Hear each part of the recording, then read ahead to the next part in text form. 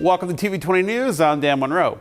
Coming up on today's news, Frederick Douglass Rec Center held its first ever Tiny Tux and Tiaras Prom.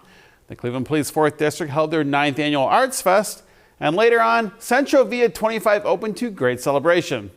But first, in case you missed it, here are the highlights from this week's City Council meeting. Hey Cleveland, here's a quick wrap-up of the key decisions from the June 2nd City Council meeting. Council approved amending the lease at the IX Center that will eliminate its use for large exhibitions, including the Home and Garden Show and the annual car show in the future. Instead, the lessee expects to bring a Fortune 500 company with 200 plus jobs to the massive building with an expected $23 million payroll. The annual rent for the building is nearly $2.2 million. Council passed several pieces of legislation dealing with the Warner and Swayze building, including the building at 5701 Carnegie Avenue to Penrose Holdings. Penrose plans to redevelop the building into affordable and senior housing and commercial development. Legislation was also approved to enter into a $3 million forgivable loan agreement with Penrose Holdings, LLC, to assist and partially finance the redevelopment of the Warner and Swayze and other associated costs necessary to redevelop the property. Council approved a resolution, sponsored by Councilman Brian Casey, opposing the state of Ohio's proposed $600 million bond investment toward a new Cleveland Browns stadium in Brook Park, which will cost the taxpayers close to $1 billion when finally paid off. Instead, the state of Ohio is encouraged to invest $350 million towards renovating the current downtown Cleveland Browns stadium, urging the Cleveland Browns to remain at their current downtown stadium on the lakefront. Finally, Council approved a resolution declaring June 2025 as Pride Month in the city of Cleveland to provide an opportunity for our residents to celebrate the contributions of the LGBTQ+ community and to learn about the discrimination and inequality that the LGBTQ+ community has experienced and continues to experience. The resolution was sponsored by Council members Rebecca Maurer, Carrie McCormick, and Anthony Harrison. That's your Cleveland City Council wrap for this week. This was the final regular meeting before the summer recess.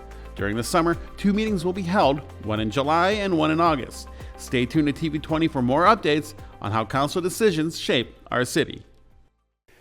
Cleveland Pride Incorporated and the LGBT Community Center joined for an annual event celebrating Cleveland's vibrant LGBTQ+ community, Pride in the CLE.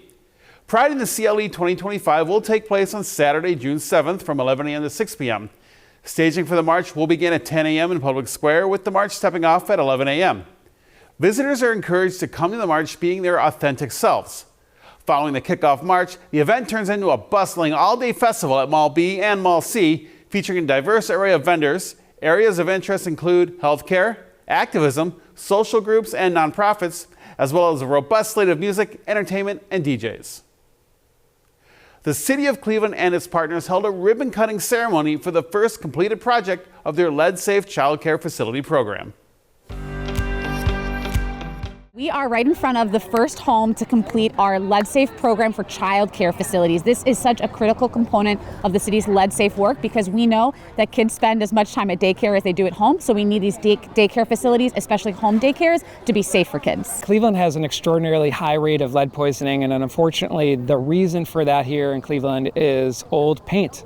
It's old painted windows, painted porches, doors, flooring, siding from really old homes that haven't had the same type of investment that homes in the suburbs have. So we have programs to tackle lead paint in people's homes, but we also need to make sure that child care facilities are handled at the same time. So this is a stream of work dedicated to making sure that our child care facilities are lead safe. This, as far as we know, is the first model in the nation focused exclusively on daycares. And this is the first home in Cleveland's program, but we know it's not the last. We have dozens of more that we're already planning to do, and we hope that this becomes a model both citywide, statewide, and national. I feel wonderful because I'm the first family childcare involved in this program. So I get an email a few months ago explaining about the LEG program and how it's going to be and everything.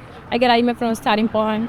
And then we start working with Cleveland team and Starting Point and other people involved, the people that works on my windows and doors. Thank you so much to everyone that was involved in this program, and I couldn't make it without them.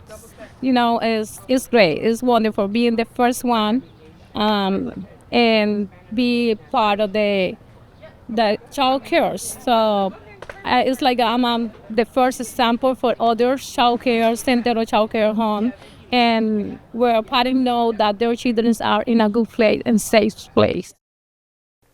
In order to engage parents in the dangers of lead poisoning while also creating a fun environment for their children, the City of Cleveland hosted their inaugural Tiny Tux and Tiaras Kiddie Prom at the Frederick Douglass Neighborhood Resource and Recreation Center.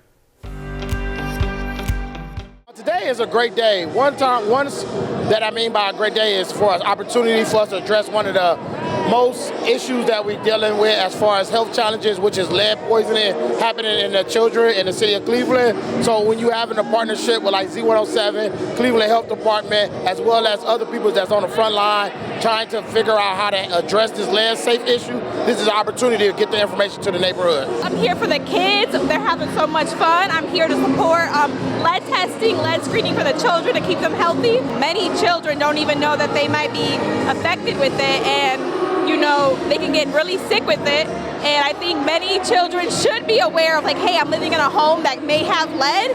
Hey, all these sicknesses, hey, it can be from my own house. A lot of folks in the city of Cleveland do not know that lead paint was outlawed in 1978. And if your house was built before 1978, there is a great risk that they may have lead paint in your house. So this is the opportunity to say, we got our kids here. Why don't we make sure we give the parents the tools and the resources necessary to address lead? Honestly, this one right here, being my pride and joy, like I want to make sure I look out for her. So spreading that awareness is something that's really big on my agenda. I'm just so proud of our team. When they pitched this idea, Tiny Tux and Tiaras, it went right over my head, and didn't know sort of what kind of turnout we'd have. But looking around, being here today, this is incredible. I'm so proud. We'll be back with more TV20 news right after this.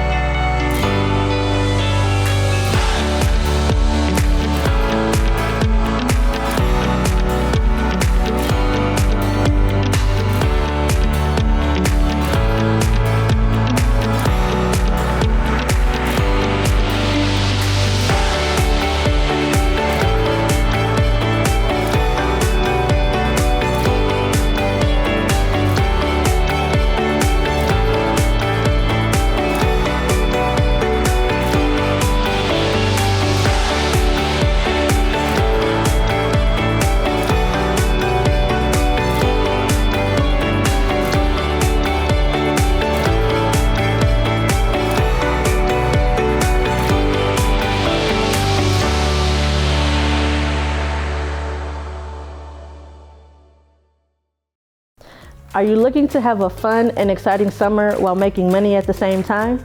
The City of Cleveland is looking for lifeguards to oversee our 42 pools across the city. And guess what? We will train you. Here's what you need to know.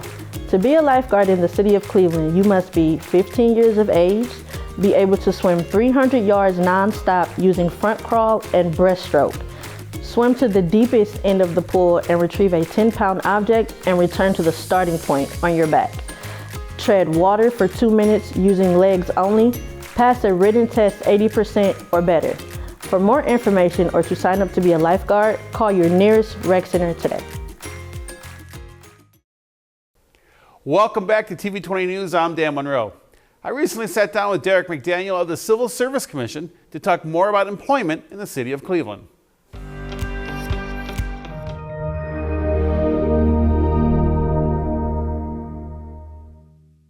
All right, joining me right now is Darrick McDaniel of the Cleveland Civil Service Commission, and today we're talking about resume building. Darrick, thank you so much for joining me. Thank you for having me, as always. For someone who has never maybe built a resume, how does someone start constructing their own resume? What's the groundwork? What's the stuff? So first, I like everybody to remember that a resume is an extension of you, and it is a live document. So I think that's where a lot of people forget and fumble, that you should always build and keep your resume going, right? So how do you start a resume? You always want to make sure that your resume, you remove things. So people used to always put their address on their resumes and things of that nature. So now in this era that we're in today, you want to make sure that you remove your address, because there are demographic barriers that will keep you from getting jobs. So say you apply for a job in Solon, but you live downtown Cleveland. So because you live downtown Cleveland, some employers may not hire you or even take you serious because you live so far away. I see. Right? So you want to remove your address. So the only thing that you should have in your header is your first and last name, your email address, and your phone number. That's all that belongs at the top. Basic contact info. Basic contact information. Then the next thing that you want to have is your summary.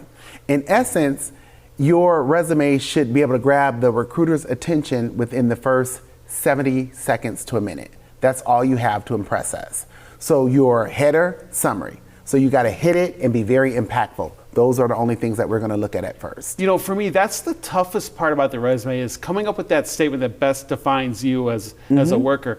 How can you get around that? How do you work to make yours the best objective, the best summary possible? So your summary should basically talk about who you are, and it should highlight your skills and ability for the job that you're applying for, right? So if you're applying to be a doctor, so you want to highlight the things within your summary, what you did on your previous jobs. So it's your elevator pitch. Think of it that way. Okay. Now, after we get the summary, then we move down. Does that start your order of your jobs, right? Is that what we're going to? Your work experience. So now we're going to highlight our work experience. So keep in mind this as well. Unless you have a lot of experience, your resume should always be kept to a page. And also remember, a resume is subjective as well. So it's all on the eyes of the beholder. I like to keep it to 3 to 5 bullets. And as you speak to your resume, you want to make sure that the fonts are aligned, and you want to make sure that everything speaks into growth and elevation. What did you do? Speak in action words and verbs, right? So you also want to highlight everything that you did on the job. How did you enhance the job, right? So as you're moving down, you're only going to go 10 years back. Okay. So you're not going to go to 1974 or 1960. You're only going to go 10 years back. 10 years. Okay, 10 years back, right. So now you can talk about certifications if it's going to highlight the job that you're applying for. So a lot of people like to focus on the past, but what did the past do to get you to the job that you're currently trying to get? Okay. So always remember that. What if you have, let's say, gaps in employment? How would you fill that in? Or how make that to make your resume look more, let's say you weren't working for 10 years for whatever reason. How can you work around that? What were you doing in that gap? It's okay to have gaps, and don't be embarrassed or shy about your gaps. Be able to speak to those gaps and say you took some classes, say you took some trainings, say while you were down you were taking care of an ailing parent, right? Be able to speak to the gap on your resume. Don't shy away from it. You know, also too, sometimes when applying for jobs, okay, my past job, I worked a job, I'm proud of it, but it doesn't really fit. How can you tie those things in that might not match? Is there a way you can make those match up? Maybe from a grocery store clerk to doing something different now. Every job is important, and every job has a purpose, because what we often forget about is the transferable skills. People think that, oh, because I worked at McDonald's, it was just that. No, you picked up customer service. You picked up learning how to deal with the client and the public. So every job you learn a transferable skill, and you can take those transferable skills and make it match the current job that you're applying for. So you speak to those transferable skills on your resume. You know, when building your resume, I like to say it's okay to ask for help. Go to a friend, go to a family member, go to a neighbor. Can you review my resume? Where can changes happen? Or go to the Civil Service Commission. Absolutely, like room that? 30. Always come to room 30. We can assist you, but be careful using AI. A lot of people are leaning into AI, which is a good tool, but you also need to make that human touch to it. Because as we as recruiters look at resumes and we're like, this is AI, this is all fluff, it also can get you disqualified to move forward for an interview, because we're like, you didn't do this. We can tell what you actually did versus what AI did for you. You know, that was my next question. How important is AI in resume? Because a lot of times you can tell what's AI and what's real, you know? So it's okay to use it as support, but also we need to know who you are. Don't rely solely on Indeed. Don't rely solely on ChatGPT. Those are all great references, but you still need to put the human touch to it. And there's a lot of great resources out there for resume building and to find that job.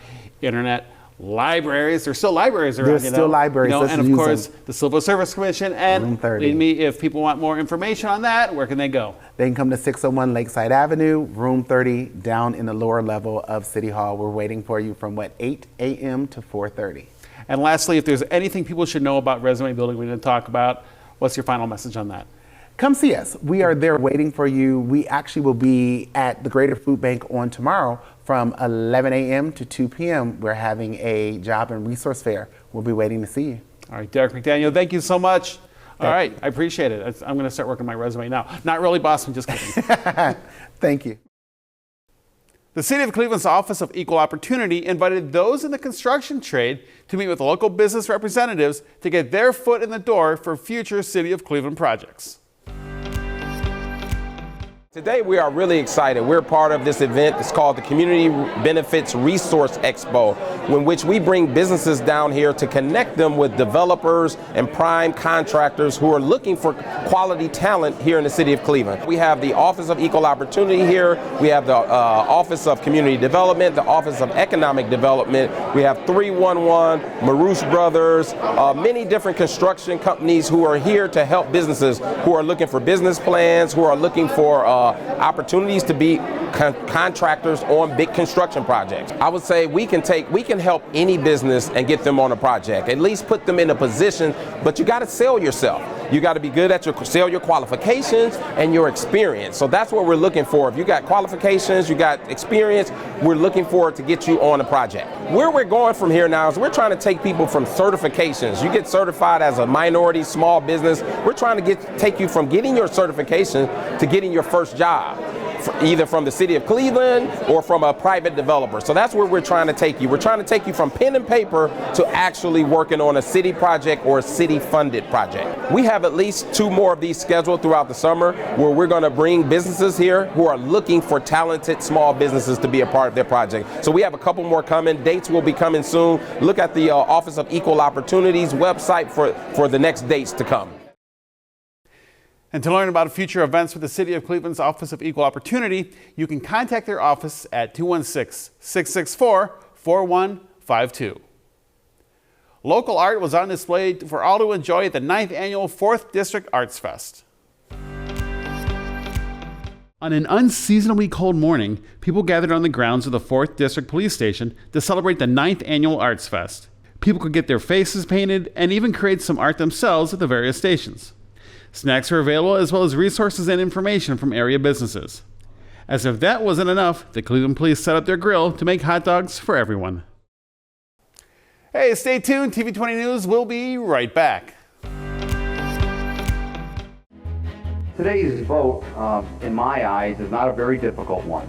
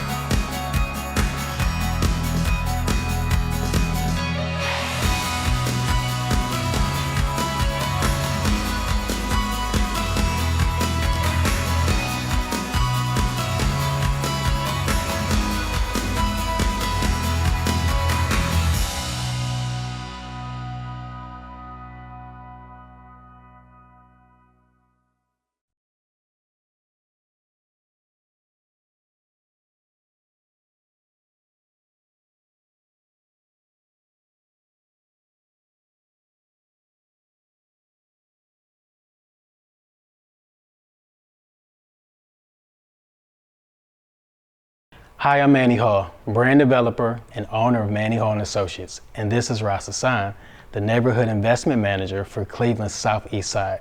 I've teamed up with the City of Cleveland and Greater Cleveland Community Credit Union to bring you an incredible opportunity, the Southeast Side Business Boot Camp. For too long, business owners on the Southeast side have faced barriers to growth, especially when it comes to getting capital needed to start and expand their businesses. That's why I created this 6-week boot camp designed specifically for entrepreneurs who have the vision but need practical step-by-step support. We brought together some really great experts like Ashira Nielsen, Kelly C. Williams, Norland Story, and more, covering topics from financial strategy, branding, marketing, AI, and business planning. The best part is completely free, thanks to our amazing partners. This initiative is more than just a boot camp. It's part of a long-term promise to the Southeast side. As the neighborhood investment manager for this region, I've seen firsthand how powerful local entrepreneurship can be when it's supported. This program is about creating access to relationships, resources, and capital that our community has been denied for too long. We're removing barriers, opening doors, and building something sustainable together. If you've been waiting for the right time or the right opportunity to grow your business, this is it. Visit Eventbrite today and reserve your spot. Space is limited and the energy in the room will be powerful. I look forward to seeing you there. And welcome back to TV20 News. I'm Dan Monroe. Years in the making, Central Via 25, Cleveland's first Latin American business incubator, officially opens doors with a ribbon-cutting ceremony.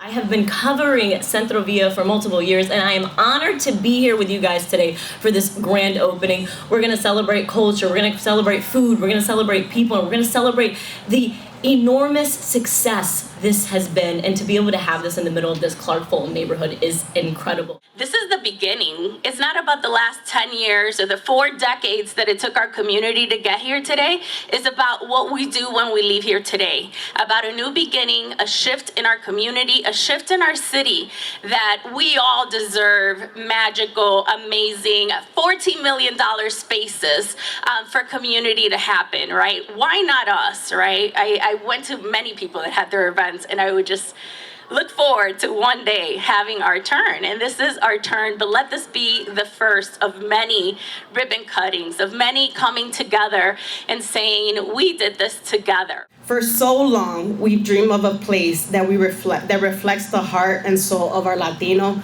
heritage, a place where our traditions can grow, our businesses can thrive, and our community feels seen, celebrated, and empowered. Today is more than just an unveiling of a building.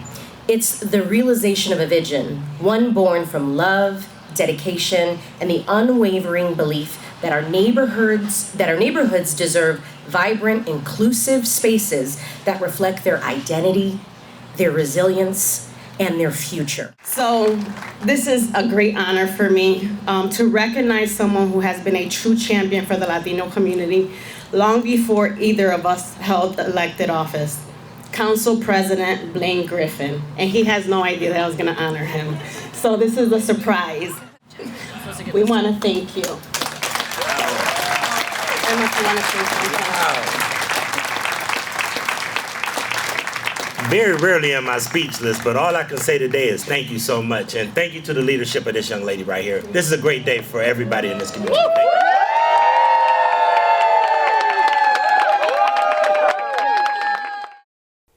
Central Via 25 is ready for business. Plan your visit to experience all that Cleveland's Latin American community has to offer at 3140 West 25th Street. Representatives of more than a dozen countries from every corner of Cleveland's Asian community joined in the Cleveland City Hall Rotunda for the first annual Asian Heritage Day. Well, today I'm doing a first ever of our annual Asian Heritage Month at Rotunda. This year, instead of having a sit-down dinner, I actually asked my community partners of all the various Asian countries to come out and represent their country. So this is where we, Clevelander, get to celebrate our diversity. So I asked my community partner to put various items so they can share with the attendee, not just about their country, but really it's about culture, because people is about culture. It's a traditional women's clothes, so it's a vest. You see ornaments. It's symbols, Kazakh traditional symbols. So they, it's like a protection, from, how to say, it's a connection between nature and people, humans and nature, earth, sky, sun. That means a lot for people, for humans. This statue comes from Vietnam. Ms. Ryan, what is the background of the statue? Well, the statue represents Vietnamese culture garden. The statue and material comes from Marble Mountain. That's where Marine arrived to my country of Vietnam. And then so we take the piece of the Marble Mountain to make the lady. So she represents all Vietnamese people and also Vietnamese women. Asia is the largest continent and most diverse. So you cannot just judge us by skin color or hair color or eye color or feature or anything, because at the end of the day, we're all Asian. There are differences, but there's so many similarities. Most people, their faith might be different, their culture some, but it's usually a cool difference. But like I say with food, every culture will have some kind of, whether they call it an empanada or a pierogi or a wonton, every culture's got something like that. There's a lot of commonality between people, but it's those extra differences that make it a cool and richer city. In celebration of the end of Older Americans Month, Zelma George Recreation Center was filled to the brim with invaluable resources for Cleveland's older adults. It's the Senior and Caregivers Expo. We are here today to recognize older Americans. This is Older Americans Month, and specifically we're here to recognize our seniors of all ages and caregivers as well. It's a chance to let the community know that first of all, we love them.